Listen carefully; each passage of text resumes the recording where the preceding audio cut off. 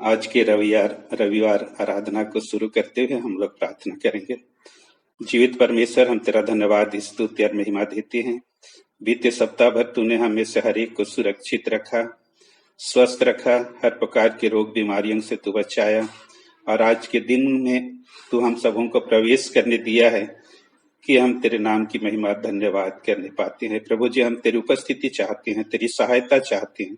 तो आप हम सबों का मार्गदर्शन और सहायता प्रदान कर प्रभु जी।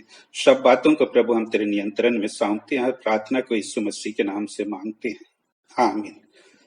इस समय हम लोग आराधना को शुरू करते हुए गीत गाएंगे। साक्षी बानी से गीत नंबर 12, पवित्र पवित्र पवित्र सर्वशक्तिमान ईश।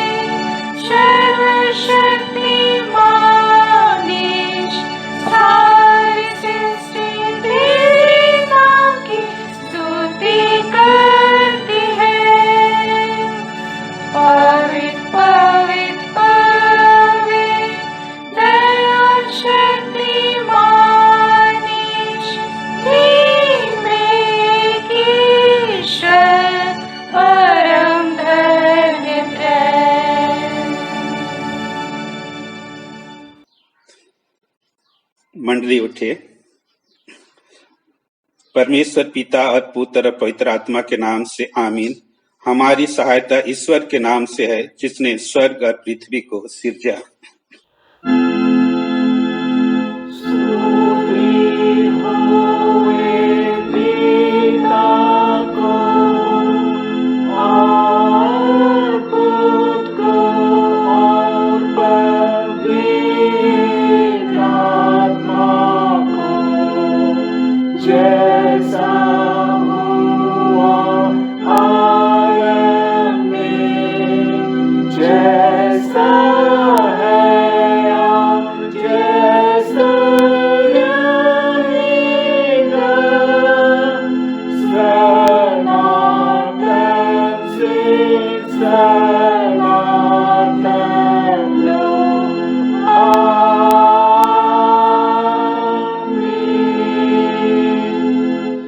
अब हम ईश्वर के सामने अपने पापों को घुटने टेक कर एक साथ मान लेवें।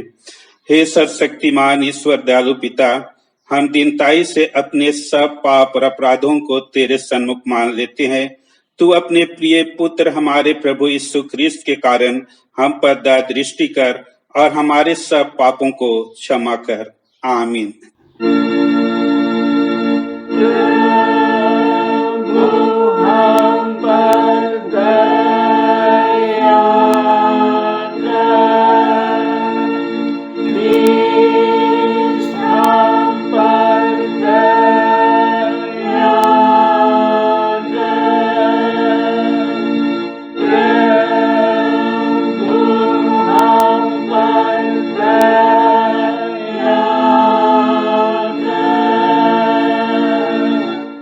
इस समय हम लोग परमेश्वर का शांतिदायक वचन सुनेंगे।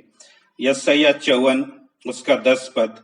चाहे पहाड़ हट जाए और पहाड़ियां टल जाएं, तब भी मेरी करुणा तुझ पर से कभी ना हटेगी और मेरी शांतिदायक वाचा ना टलेगी।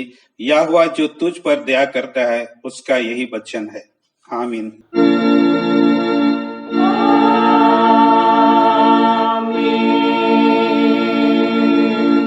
मंडली उठे, सबसे ऊंचे स्थान में ईश्वर का गुणानुवाद होए।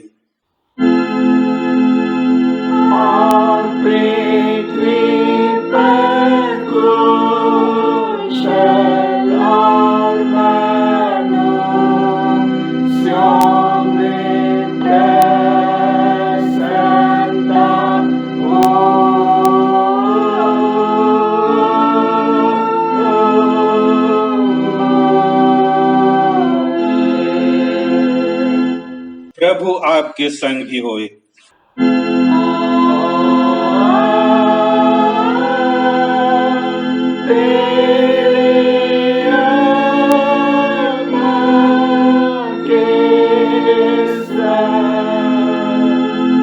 हम प्रार्थना करें। हे प्रिय स्वर्गवासी पिता, हम तेरा धन्यवाद करते हैं कि तू अपनी कृपा से हमारा विनाश नहीं चाहता, परंतु कि हम अपना मन तेरी ओर फिरावें और बच जावें। हम तेरी विनती करते हैं, अपना पवित्र आत्मा हमको दे कि वह प्रतिदिन हमारे मनों में सच्चा पश्चाताप उत्पन्न करे, हमारे हृदयों में पाप क्षमा और अनंत जीवन की लालसा जन्मे और तेरी अपार कृपा को विश्वास से ग्रहण करने और उसमें स्थिर रहने के लिए हमको सामर्थ दे। हर प्रकार की परीक्षा में हमको संभाल, जिससे अनुग्रह के द्वारा अंत में परम सुखी हो जावें, हमारे प्रभु यीशु ख्रिस्त के द्वारा। आमीन।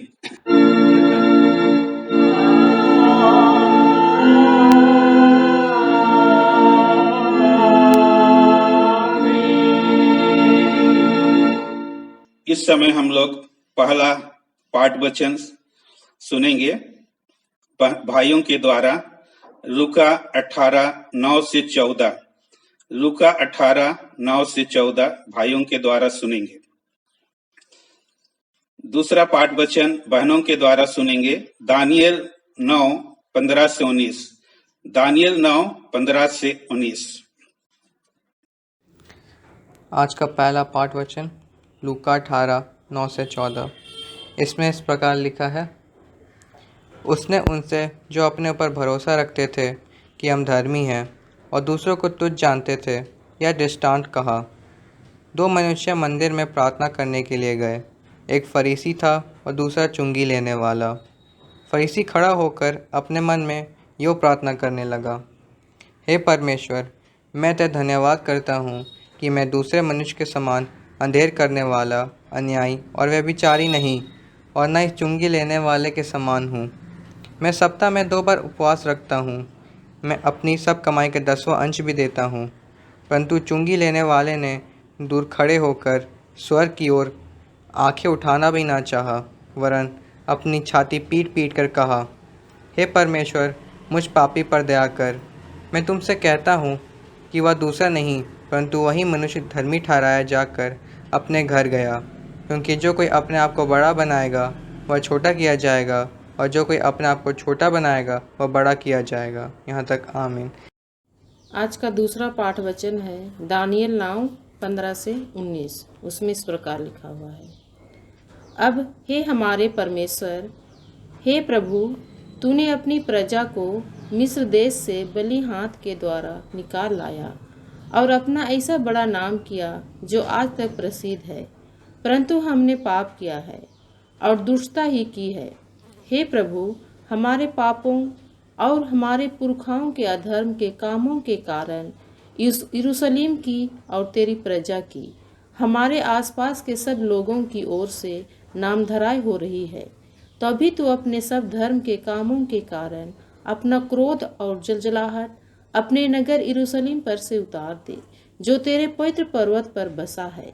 हे हमारे परमेश्वर, अपने दास की प्रार्थना और गिड़गिड़ाहट सुनकर अपने उजड़े हुए पवित्र स्थान पर अपने मुख का प्रकाश चमका। हे प्रभु, अपने नाम के निमित्त यह कर।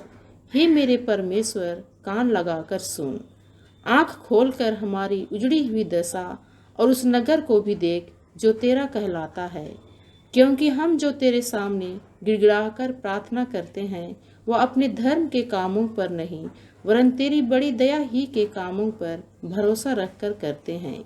हे प्रभु सुन ले, हे प्रभु पाप क्षमा कर, हे प्रभु ध्यान देकर जो करना है उसे कर, विलम्ब ना कर। हे मेरे परमेश्वर, तेरा नगर और तेरी प्रजा तेरी ही कहलाती है, इसलिए अपने नाम के निमित्त ऐसा ही कर। यहाँ तक आमीन। तेरा धन्यवाद होए हे ख्रिस्त यीशु। हालेलुया।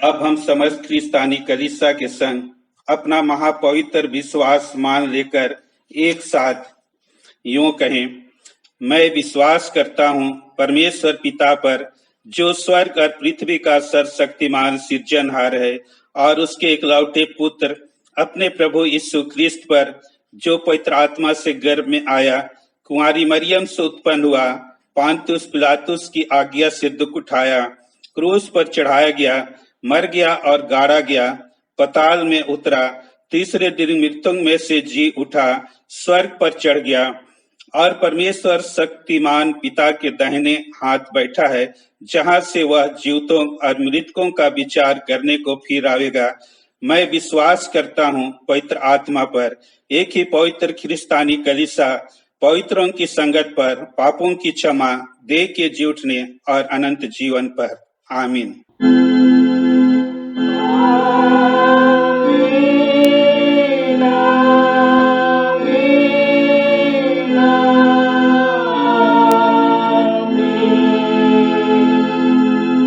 मंडली बैठ जावे। इस समय हम लोग दूसरा गीत गाएंगे साक्षी बानी से 324, साक्षी बानी गीत नंबर 324, प्रभु महान विचारों कार्य तेरे।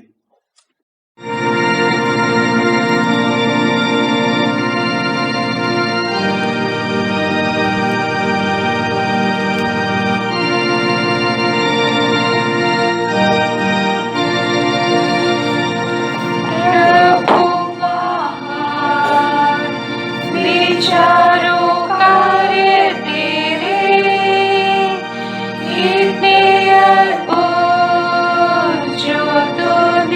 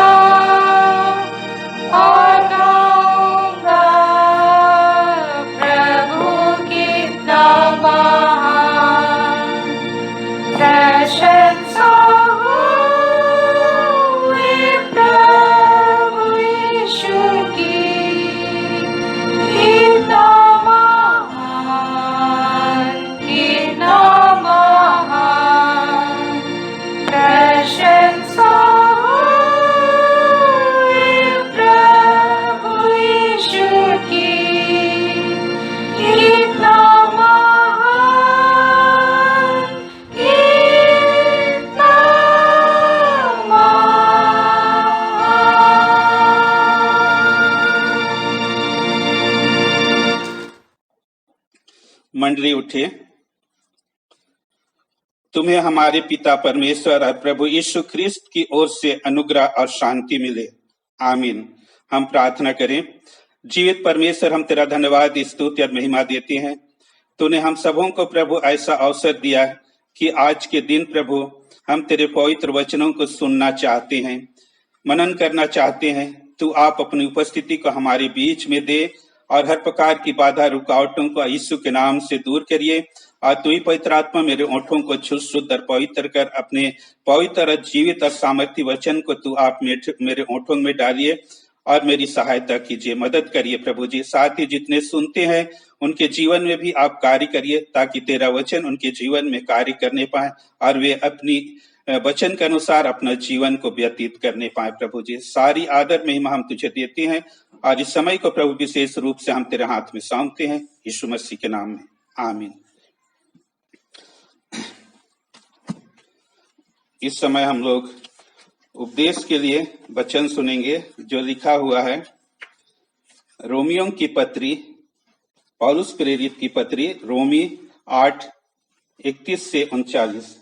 रोमी 8:31 से 39 और उसमें परमेश्वर का वचन ऐसा लिखा हुआ है।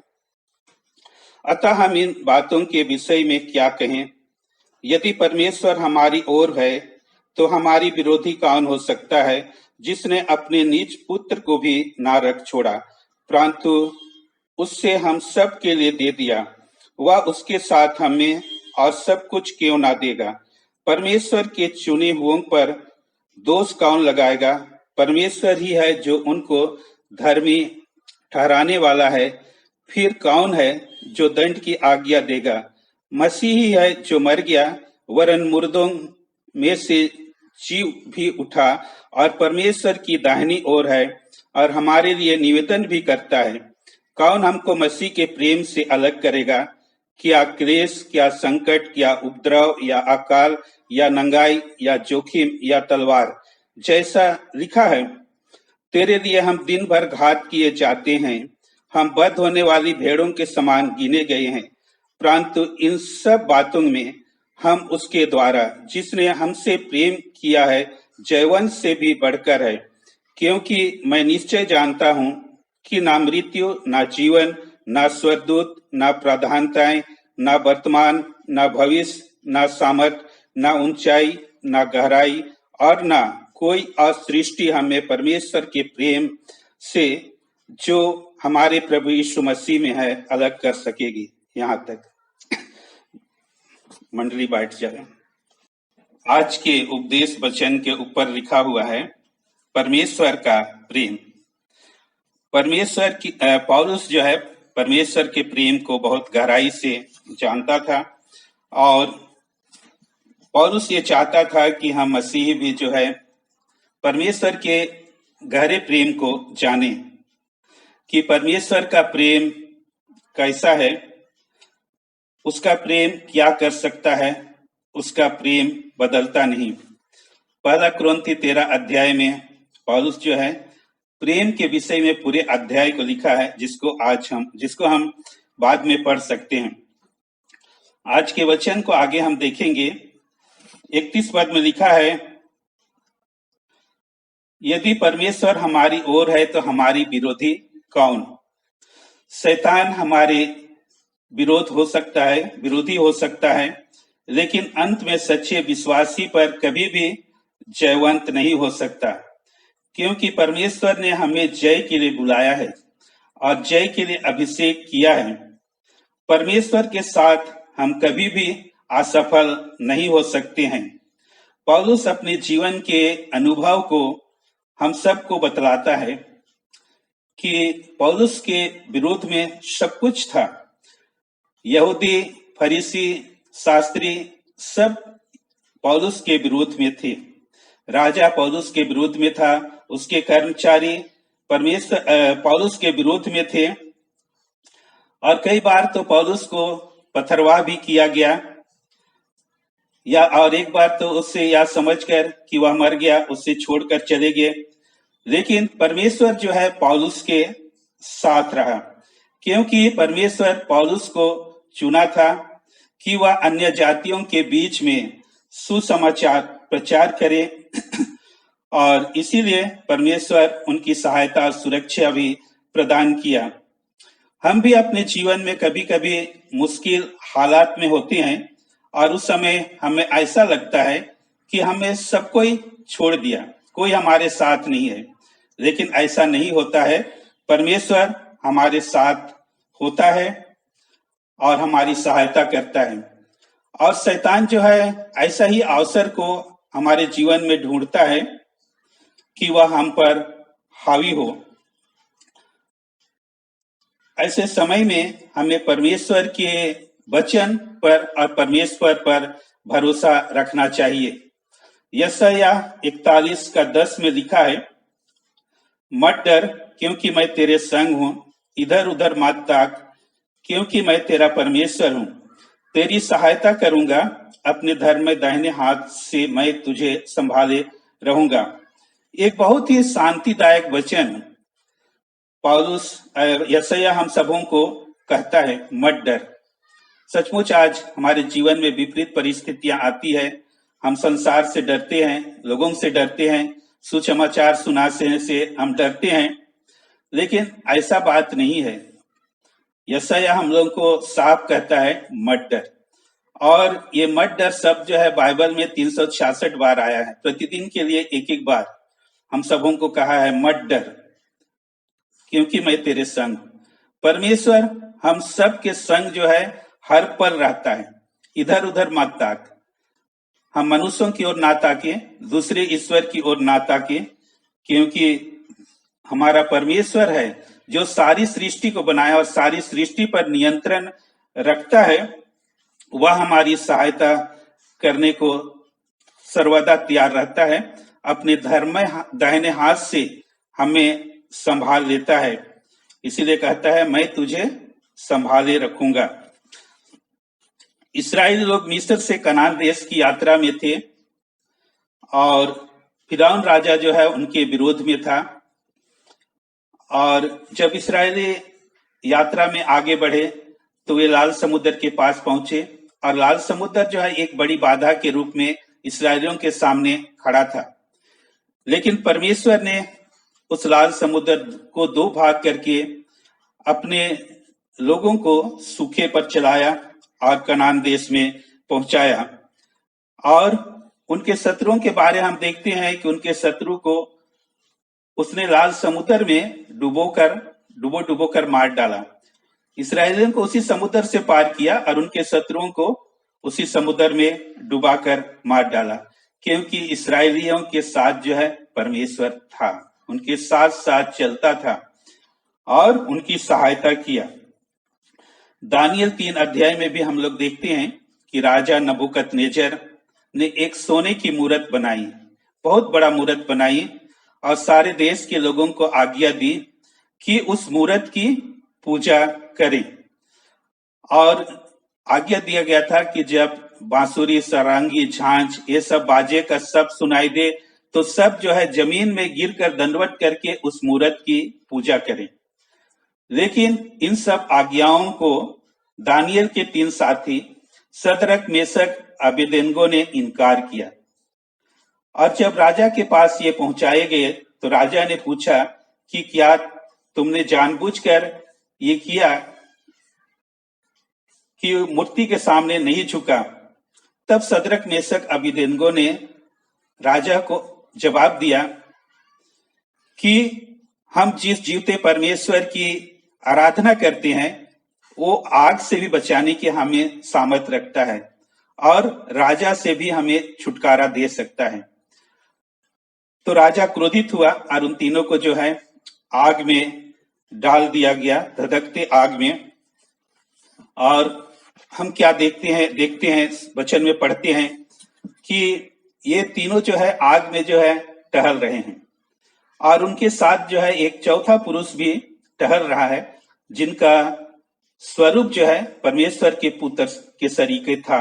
इसको राजा ने देखा और डर गया और उनको आवाज देकर जो है आग से बाहर निकलने की आज्ञा देता है। तो यही बात है, अगर हमें हमारे साथ जो है हमारे साथ परमेश्वर हो और वो हमारी सहायता कर रहा है तो हमारे विरोध में शत्रु हमारी कुछ भी हानि नहीं कर सकते हैं। इस बात को जो है दिखाता है। आगे 32 पद में हम लोग पाते हैं, जिसने अपने निज पुत्र को भी न रख छोड़ा परंतु उससे हम सब के लिए दे दिया, वह उसके साथ हमें सब कुछ क्यों ना देगा। यहाँ लिखता है, पौलुस लिखता है, जिसने अपने निज पुत्र को भी न रख छोड़ा। यहाँ पर पौलुस हम लोग को बताता है परमेश्वर जो है अपने निज पुत्र को भी अपने लिए नहीं बचा कर रखा। परमेश्वर ने सब कुछ आपके लिए और हमारे लिए दे दिया, कुछ भी नहीं रखा। उसने अपना सबसे बहुमूल्य वरदान जो उसका पुत्र था उसको भी यीशु मसीह आपके और हमारे लिए दे दिया। यूहन्ना 3:16 में लिखा है, परमेश्वर ने जगत से ऐसा प्रेम रखा कि उसने अपना एक लौटा पुत्र दे दिया। चूंकि परमेश्वर हमसे बचाकर अपने पास कुछ नहीं रखा, इसलिए परमेश्वर भी हमेशा ये अपेक्षा करता है कि हम भी जो मसीही हैं, जो प्रभु में हैं, अपने पास जो है अपने लिए जिससे हम प्रेम करते हैं कुछ भी बचाकर ना रखें। सब कुछ हम प्रभु परमेश्वर के हाथ में सौंप दें, जिससे हम अधिक चाहते हैं।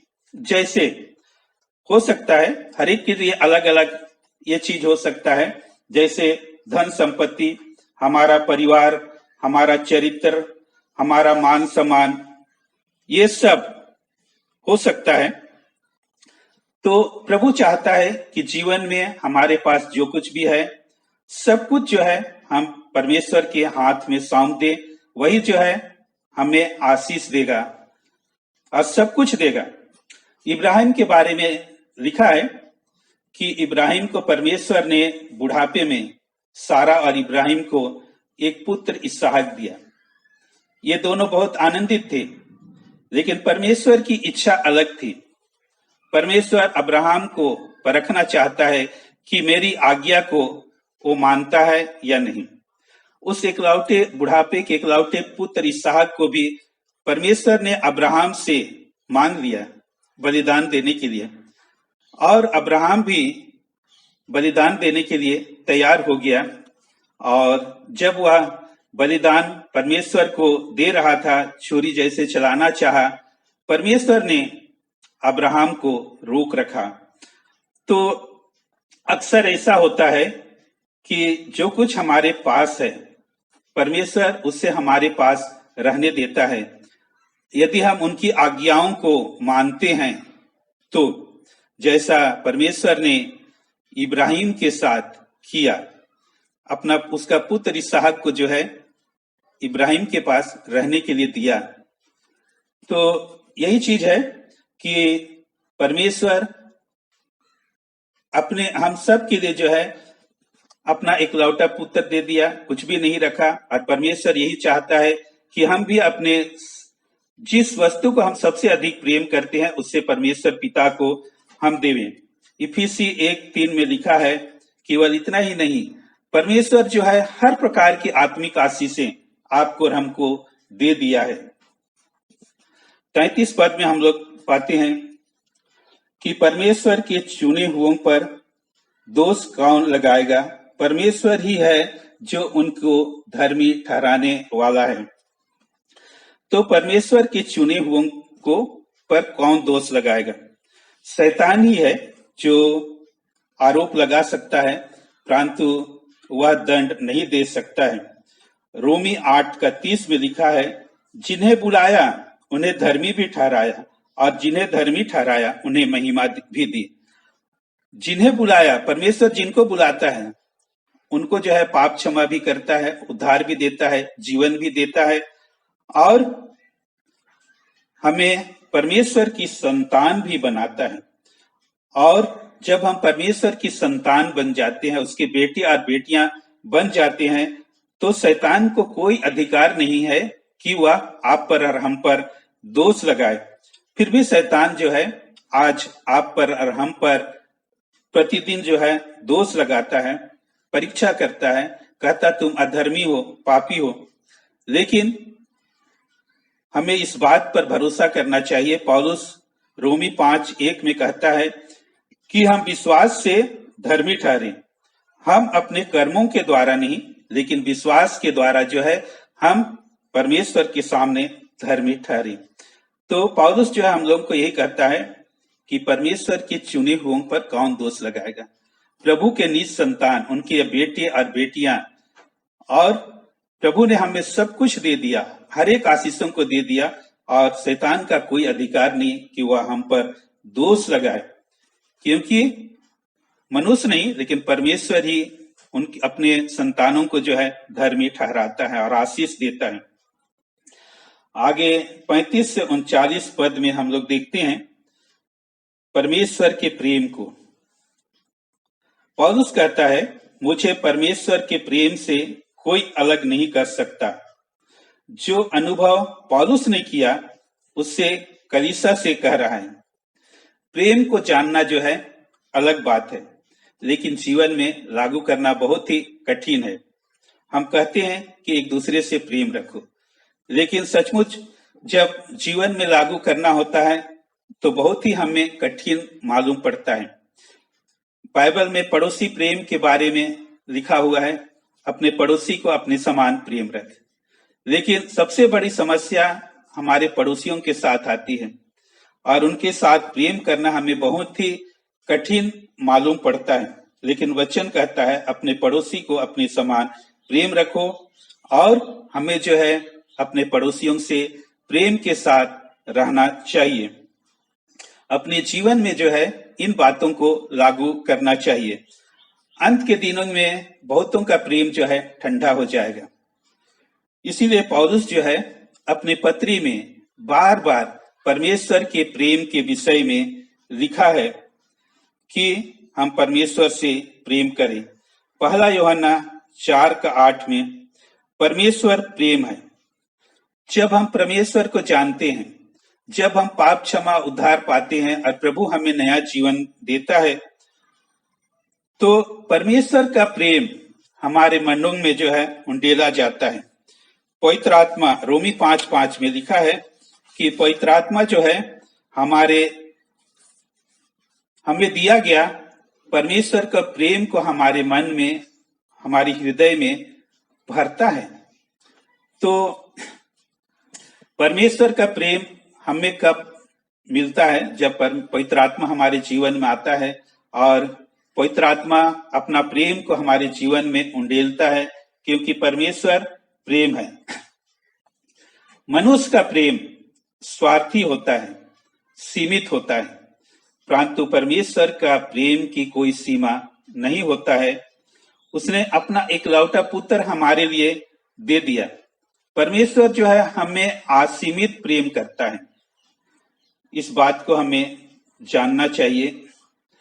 रोमी 5:8 में लिखा है, जब हम पापी थे तभी परमेश्वर हमारे लिए मरा। ऐसा नहीं कि हम जब धर्मी बन गए तब परमेश्वर हमारे लिए मरा, लेकिन जब हम पापी थे, जब हम परमेश्वर को नहीं जानते थे, जब हमने उद्धार नहीं पाया था, जब हमने नया जीवन नहीं पाया था, ऐसे समय में परमेश्वर जो है हमारे लिए मरा। और जब हम परमेश्वर के प्रेम को अगर हम जान जाते हैं, तो संसार की किसी भी चीज से हम कोई समझौता नहीं कर सकते हैं। इसीलिए पौलुस जो है बड़े हियाव के साथ कहता है कि हमें कौन परमेश्वर के प्रेम से हमको अलग कर सकता है। लेकिन कुछ चीजें हैं जो आज पौलुस हमारे बीच में रखा है, जो परमेश्वर के प्रेम से हम सबको अलग करना चाहता है। 35 पद और 38 पद में इन बातों को लिखा है कि 17 चीजें हैं जो हम विश्वासियों को भी परमेश्वर के प्रेम से अलग करना चाहता है। यहाँ लिखा है, क्या क्लेश या संकट या उपद्रव या अकाल या नंगाई या जोखिम या तलवार, ना मृत्यु, ना जीवन, ना स्वर्गदूत, ना प्रधानताएं, ना वर्तमान, ना भविष्य, ना ऊंचाई, ना सामर्थ, ना गहराई और ना सृष्टि की कोई वस्तु हमें परमेश्वर के प्रेम से अलग कर सकती है। ये 17 चीजें हैं जो हमें परमेश्वर के प्रेम से अलग करना चाहती है। लेकिन पौलुस कहता है कि कोई भी चीजें हमें परमेश्वर के प्रेम से अलग नहीं कर सकती है। यदि हम परमेश्वर की ओर साथ हैं तो हमें परमेश्वर के प्रेम से कोई अलग नहीं कर सकता है। उसी प्रकार गलाती 5 का 19 से 21 पद में भी 17 पापों की सूची दी गई है। ये पाप जो है शरीर के काम है जो हमें परमेश्वर से अलग करना चाहते हैं। 17 पाप है, व्यभिचार, गंदे काम, टोना, टोटका, बहुत सारे इस तरह के 17 पाप हैं जो हमें, इन पाप में जो है शैतान हमें फंसाना चाहता है और परमेश्वर के प्रेम से हमें अलग करना चाहता है।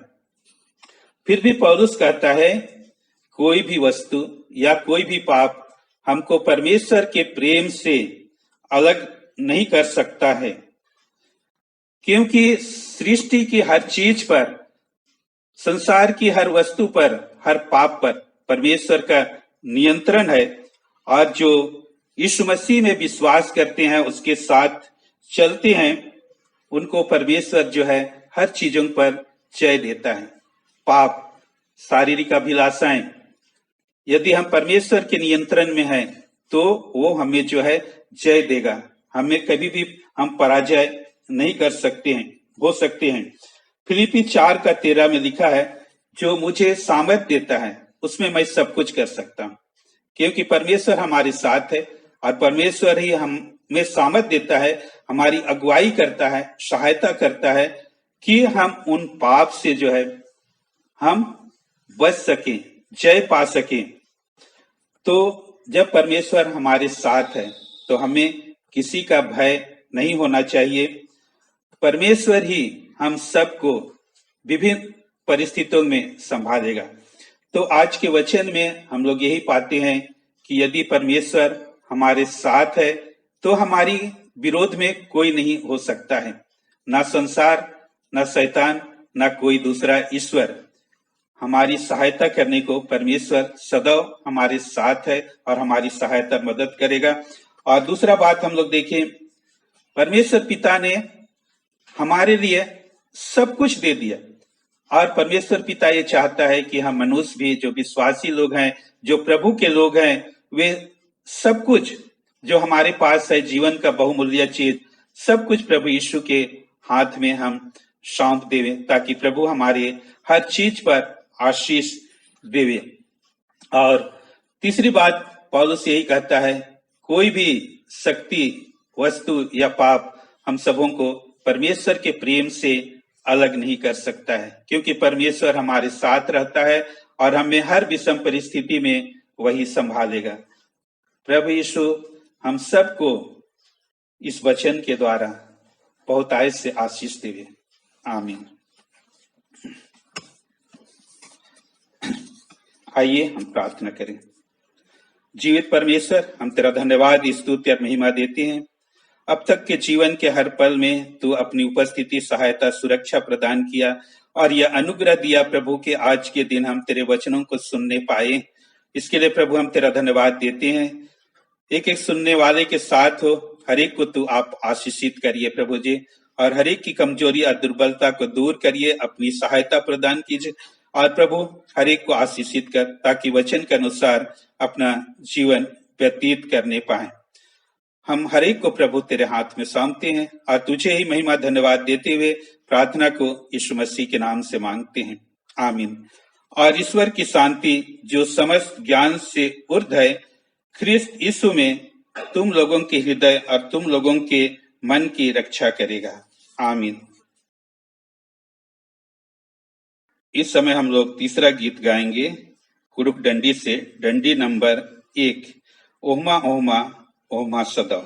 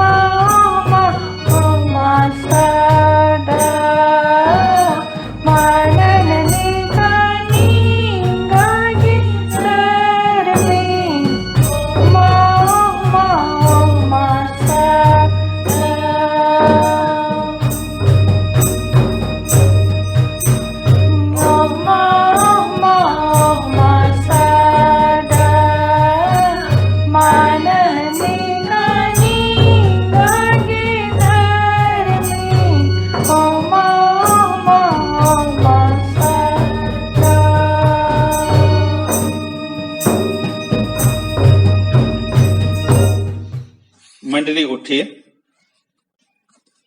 हम प्रार्थना करें। हे प्रभु परमेश्वर स्वर्गवासी पिता, हम तेरी विनती करते हैं कि अपनी ख्रिस्तानी कलीसिया और उसके सारे सेवकों की अगुवाई कर कि तेरे वचन के निर्मल उपदेश में ठहरे, जिससे सच विश्वास और प्रेम हमें बढ़े और दृढ़ाया जावे।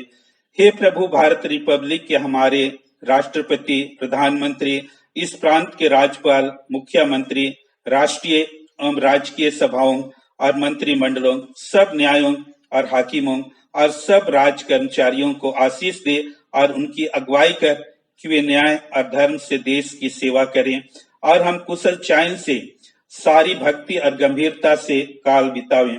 हमारे कलीसिया के बिशप, कलीसिया के पदाधिकारियों तथा सभी कार्यकर्ताओं एवं कलीसियाई सभाओं को आशीष दे कि वे इस मंडली को तेरी पवित्र इच्छा के अनुसार चलावें। जगत के लुथेरन कलीसिया और विदेश के हमारे मित्रों को आशीष दे कि हम ख्रिस्तीय प्रेम और सहयोग में आगे बढ़ें और जगत में तेरी साक्षी के लिए अधिक सामर्थ पावें। हमारे कलीसिया के सब काम पर आशीष दे, लड़के लड़कियों की शिक्षा पर आशीष दे, वे तेरे डर और प्रेम में बढ़ते जावें। कलीसिया के विद्यालयों और अन्य संस्थाओं को संभाल और उनको बढ़ती दे और उनके द्वारा कलीसिया के लिए आत्मिक और लौकिक आशीष दे। खेती बाड़ी और हरेक काम, उद्यम, नौकरी, व्यवसाय, श्रम को सफल कर, जिससे हर कोई सुविवेक से तेरे आगे चले और अपनी जीविका पावे। अपनी कृपा से उन सबों पर दृष्टि कर जो कंगालपन, रोग और नाना प्रकार की सकेती और दुख में है, उनको शांति दे।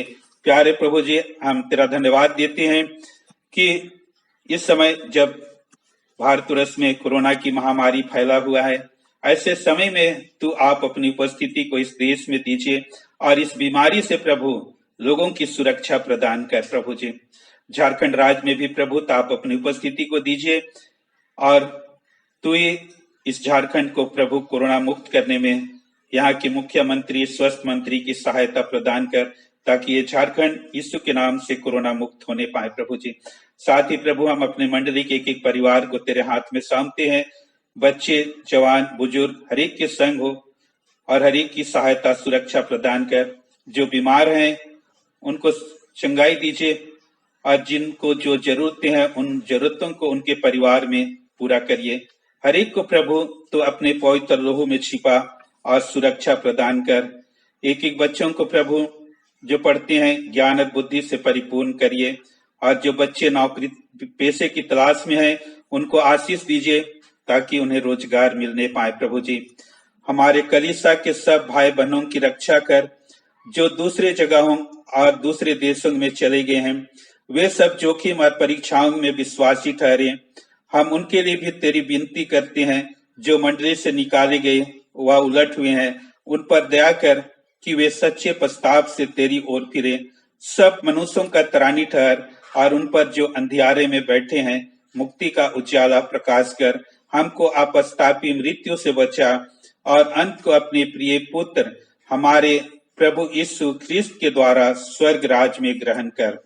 हे हमारे पिता जो स्वर्ग में है, तेरा नाम पवित्र किया जावे, तेरा राज आवे, तेरी इच्छा जैसे स्वर्ग में है वैसे पृथ्वी पर भी होवे। हमारी प्रतिदिन की रोटी आज हमको दे और हमारे अपराधों को क्षमा कर जैसे हम भी अपने अपराधियों को क्षमा करते हैं। और हमको परीक्षा मत डाल परंतु बुराई से बचा, क्योंकि राज और पराक्रम और महात्म सदा तेरे हैं। आमीन।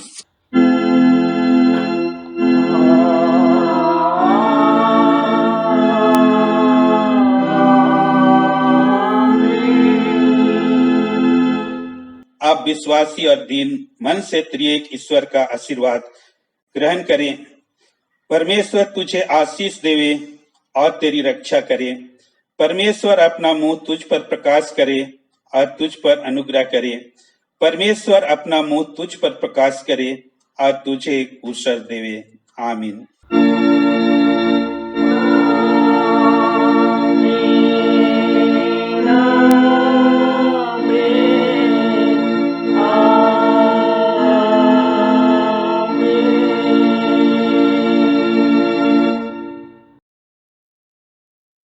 यीशु सहाय